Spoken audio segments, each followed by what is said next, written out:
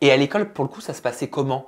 Je comprends que chez toi, c'était un petit cocon de bien-être et de bonheur, Mmh. c'est ça? Mmh. Ouais. À l'école, comment ça se passait? Est-ce que tu étais toujours dans ce bien-être et dans ce bonheur? À quel âge? À cet âge-là? En grandissant. En grandissant, mes années scolaires, ça a été une catastrophe. Je l'ai très très mal vécu. Et ça m'a pas touché que dans la scolarité, ça m'a touché aussi dans la ville où je vivais. Ça veut dire qu'à l'adolescence, moi, j'ai eu du mal à m'affirmer un peu, donc moi je me suis maquillée très tard et j'avais mon style de garçon manqué et tout ça. Et au moment où j'ai commencé à m'affirmer, il y a eu du dérangement. Voilà. Et c'est la période où tu écoutais justement une certaine artiste. Ouais, et ça c'est mon album. Ça, Britney Spears. Bien sûr, forcément. Regarde-moi le single, comment Ah, il il est est dans un défoncé. état. Regarde ça. Oh là là là là. Je l'ai écouté, je l'ai usé ce titre. Bah en fait, donc je me suis fait harceler à l'école. Donc j'avais pas le caractère pour me défendre et j'avais pas beaucoup d'amis. Et donc ce qui se passait, c'est qu'en fait ce qui me faisait du bien, c'est quand je rentrais chez moi, dans ma chambre où je mettais Britney Spears. Voilà, parce que celle-là, c'est bien, il y avait donc, la vraie version et puis tu avais l'instrumental, donc Ah je bah, chantais dessus. tu pouvais faire ta Britney, quoi. Exactement. Et du coup, en fait, ce CD bah, m'aidait à oublier plein de choses. Et je dansais devant le miroir. En fait, si tu veux, j'avais mon grand miroir, je chantais, j'ai fait énormément de concerts devant mon miroir parce que dans ma tête, dans mon imagination, j'avais un public derrière ce miroir qui me voyait. Tu l'as aujourd'hui, hein, donc ça on en parlera après pour la femme que Oui. tu es, mais c'est dingue, hein. C'est pour ça que j'adore cette interview pour devenir qui je suis. Donc j'avais un public dans ma tête qui me regardait et donc j'ai donné 1 milliard de concerts toute mon adolescence, toute mon enfance. Sold out. Sold out, ouais, complètement. Et même avant d'être adolescente, donc je pense que j'avais 8 ans, je m'habillais déjà comme Britney Spears dans ma chambre. Bref, je voulais être une star, je voulais être une chanteuse, je voulais être une danseuse et je savais que j'allais y rêver. Enfin, je savais qu'un jour, j'allais pouvoir parvenir à faire ce que j'aime. Parce que je suis restée positive depuis toute mon enfance. Donc ça c'est quand tu rentrais à la maison. Donc à l'école ça se passait mal, tu rentres chez toi, tu écoutes de la musique, quelque part tu arrives à t'échapper de ce harcèlement que tu vis à l'école grâce à la musique. Ouais. Mais il ressemble à quoi ce harcèlement à l'école? Bah, en fait, vers 14 ans, parce que ça commençait tard, 12, 13, 14 ans. 13, 14 ans. Je commençais à déranger. Voilà. On venait me frapper gratuitement.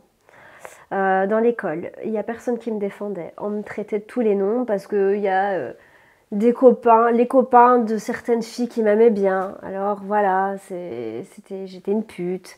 On m'a insulté de tous les noms. Et j'avais un groupe d'harceleuses dans mon école et j'avais un autre groupe d'harceleuses dans ma ville. Parce que j'habite dans une petite ville où il y avait plein d'événements. Donc moi, comme j'habitais dans le centre, bah, je commençais un peu à sortir. Ma maison était dans le centre, donc je partais à pied et tout ça. Et le passage où, d'ailleurs, j'en ai parlé dans mon livre, il y avait un événement pour RTL pour Noël, donc une parade avec la chaîne RTL de Belgique. Et ils faisaient une parade dans toute la ville et je me dis, bah tiens, je vais y aller parce que voilà, c'est chouette et tout ça. Et ce groupe d'harceleuses m'ont attrapée dans une espèce de galerie, parce que j'étais dans une galerie, voilà. Et elles m'ont attrapée, elles m'ont frappée, elles m'ont insultée. Et moi, comme j'ai pas beaucoup de copines, le seul garde du corps et mon seul sauveur, c'est mon papa. Parce qu'à chaque fois que j'avais un problème, je l'appelais et il débarquait tout de suite, direct. Papa italien en plus. Donc j'ai eu de la chance, je t'épargne les détails parce que tout est vraiment détaillé dans mon livre. La chance, c'est que j'avais un collègue à mon père qui était là et qui a réussi à me débarrasser de ce groupe, parce qu'elles étaient à plusieurs, elles étaient 6, je pense. Elles m'ont encerclée, elles m'ont poussée dans tous les coins et tout ça, et en me traitant de tous les noms, voilà. Et ça, c'est ce que je vivais à chaque fois quand je sortais en ville, parce que ces filles-là étaient tout le temps en ville. En fait, tout le monde se connaît dans cette ville. Et donc, à chaque fois, on se croisait, elles m'ont déjà bloquée dans des cabines d'essayage. Donc là, j'appelle ma mère, mon père. À chaque fois, ils sont venus à ma rescousse tout le temps, tout le temps. Et tu réagissais comment, toi, face à ce harcèlement, face à cette violence, hein, parce que c'est de la violence? Clairement, j'avais aucun caractère. Aucun caractère. Je n'arrivais pas à me défendre. Pourquoi? Parce que j'étais toute seule, elles étaient plusieurs. Et quand elles étaient toutes seules, elles, de leur côté, bizarrement, elles venaient pas m'emmerder. Tu pleurais? Oui, je pleurais. Bah oui, je pleurais. Je pleurais beaucoup parce que c'était, elle venait me chercher jusqu'à chez moi. Elle sonnait à ma porte et tout ça pour venir m'emmerder. Tu en parlais? Ah oui, à ma mère et à mon père parce que c'était ma protection. C'est ma protection, mes parents. Donc du coup, j'étais obligée de leur en parler. J'avais peur. Ma maman, elle m'accompagnait jusqu'à l'entrée de l'école et tout. Enfin, Tu ressentais quoi comme sentiment? Est-ce que c'était de la honte? Est-ce que c'était de la peur? j'avais peur. J'avais une boule au ventre pour aller à l'école tous les jours, tous les jours. J'avais mal au ventre. J'avais pas envie d'aller. Tout le temps, j'osais pas bien m'habiller de peur de déranger plus ce que je dérangeais déjà. Pourquoi tu C'est- dérangeais d'après toi? Avec du J'en sais recul, hein? rien. Est-ce que c'est de la jalousie? J'en sais rien. J'ai jamais discuté avec ces filles-là. Je peux pas savoir pourquoi elles venaient me faire chier gratuitement. Voilà, pour elles, j'étais une pute. Je draguais les copains des autres et machin. Mais en fait, j'en peux rien si leurs copains venaient me draguer à moi. Enfin, venaient, m'aimaient bien. Qu'est-ce que j'en pouvais à ça? J'en Tu peux rien. subissais.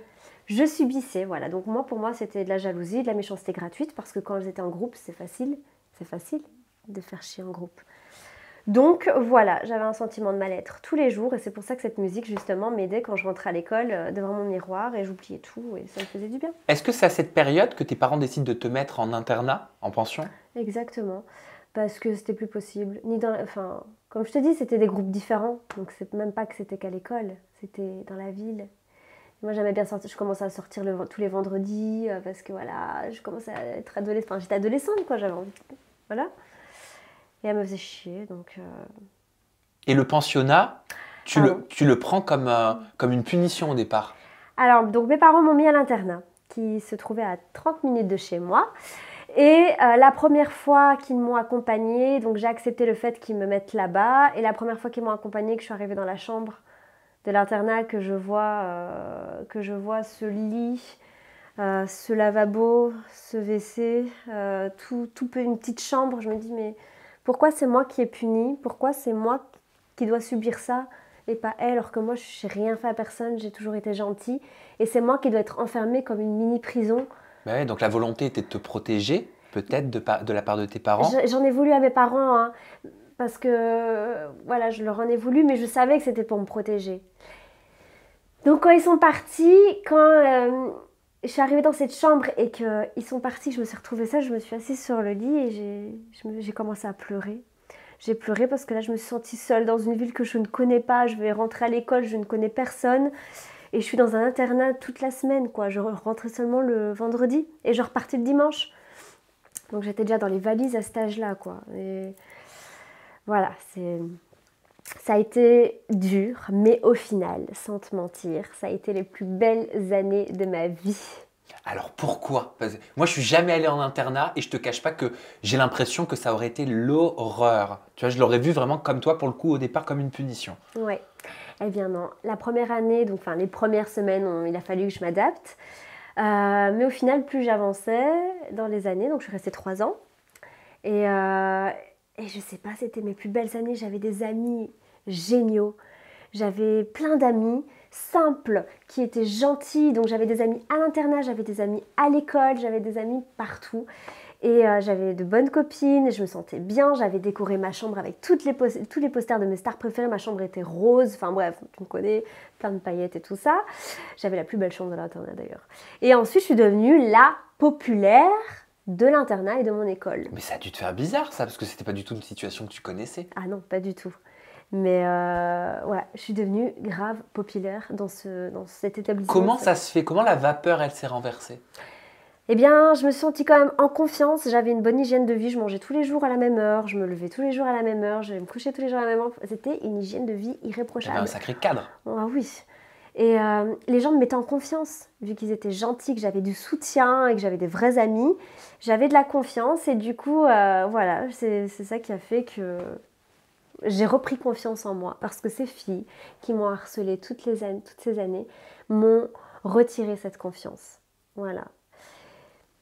Elles m'ont retiré celle que j'étais. Je perdais tout espoir, même dans mes rêves, hein, les rêves que j'avais de devenir une star, de chanter.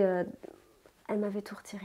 Ces filles-là m'avaient tout enlevé. Sur le moment, est-ce que tu ressentais qu'elle t'avait tout retiré? Mais au final, attention, j'encourage pas du tout ce genre de méthode, mais j'essaie de voir toujours le positif dans une situation négative. Mm. Au final, ne t'ont-elles pas poussé à devenir celle que tu es aujourd'hui? Ben, indirectement, oui, peut-être. Peut-être, parce que résultat, en fait, avec ce que j'ai connu, à l'heure actuelle, je me laisserai plus jamais faire, ça c'est sûr et certain. J'avais peut-être pas de caractère à cette époque, mais c'est juste parce que j'avais pas de force et que j'étais toute petite, toute menue et que je faisais peur à personne. Mais à l'heure actuelle, maintenant, je sais que si on m'ennuie ou si je vois qu'une fille ou n'importe qui se fait harceler à l'école, ça va m'énerver, tu vois. Si j'ai une petite connaissance qui vit la même chose que moi, je serais prête à l'aider. Parce que tu as connu la situation. Exactement.